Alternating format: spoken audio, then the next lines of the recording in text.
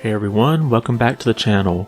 So we have a publisher that's shopping around to be bought, and we have Microsoft who's hiring more people to help buy out publishers.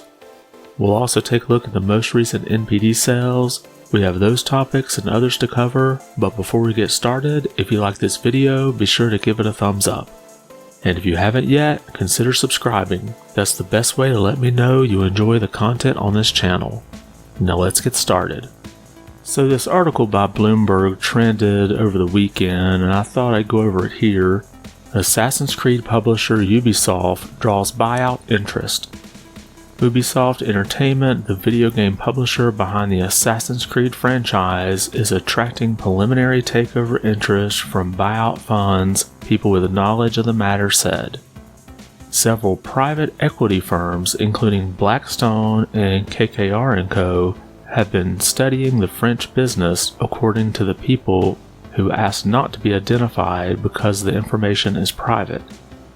Ubisoft hasn't entered into any serious negotiations with potential acquirers, and it's unclear whether its majority shareholder is willing to pursue a deal, the people said. And what I find most interesting here is that it's not looking like they're being looked at by Microsoft or Sony, but instead private equity firms.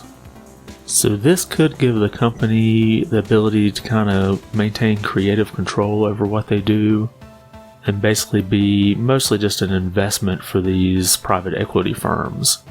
Now, I'm obviously not an expert when it comes to business acquisitions, but this kind of deal would not limit them to which console they could be on. Say if they were bought by Microsoft, most people would fear that you'd only see their games on Xbox.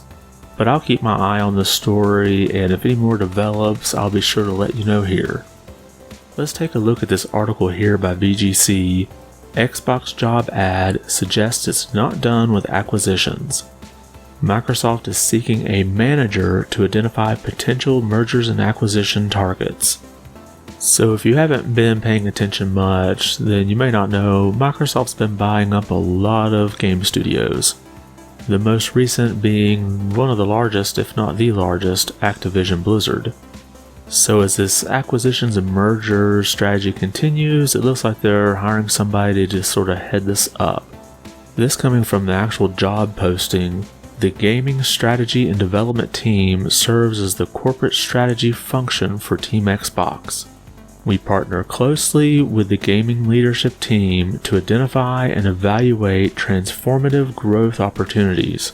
Our charter includes helping to answer Microsoft Gaming's most challenging business questions, leading gaming's mergers and acquisitions program, example, Activision Blizzard, ZeniMax, Double Fine, etc., and identifying and understanding key industry dynamics. Our collaborations with the gaming leadership team help set the direction for the business, both with Microsoft Gaming and with Microsoft's CEO, senior leadership team, and board of directors. So obviously, Microsoft is not slowing down anytime soon on these acquisitions, and it looks like they've maybe identified a function they need internally to help sort of organize this. I know recently there's been some hang-ups on the Activision Blizzard acquisition, and I don't think this is necessarily related to that. This is more or less going forward and focusing on which companies are the best fit for Microsoft. And finally, let's take a look at the latest NPD sales for the month of March. As a whole, all sales were down. That includes hardware, software, and accessories. And of course, the biggest loser here is video game hardware, which is down 24% compared to March of last year.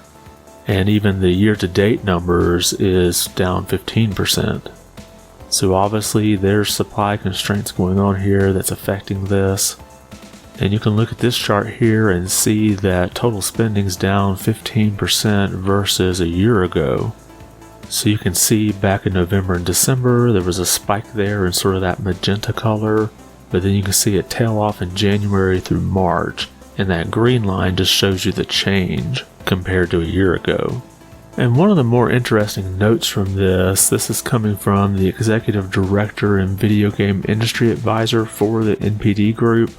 Xbox Series was the best-selling hardware platform of both March 2022 and the first quarter in dollars, while Switch led both time periods in unit sales. This also marks the best March sale for Xbox hardware since March of 2011 as far as units go, and March of 2014 as far as dollars go. And obviously a lot of this has to do with supply constraints. Right now in the US, Microsoft is getting more hardware out there than Sony is. But let's continue on to look at the rest of the numbers here from NPD. So one caveat here when it comes to the software sales is Nintendo does not provide the numbers for their digital sales.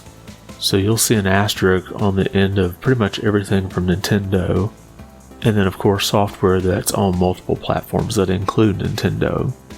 So you can see here in March, Elden Ring took the top spot, and one thing I noticed was number 16 was Triangle Strategy. I have a feeling that game did a lot better than it's showing up here, especially in its debut month, probably because it's not including the digital sales. And when we look at the year to date, you can see Elden Ring again at the top of this list.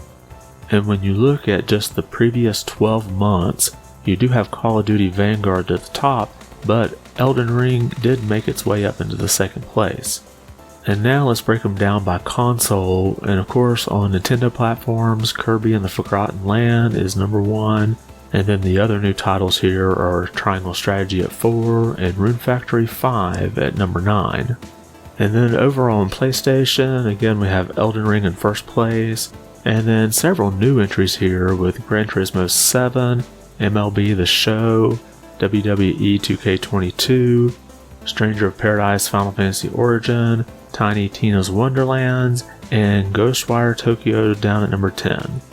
And then on the Xbox platforms, we again have Elden Ring at number 1, and then the two new entries here is WWE 2K22 and Tiny Tina's Wonderlands.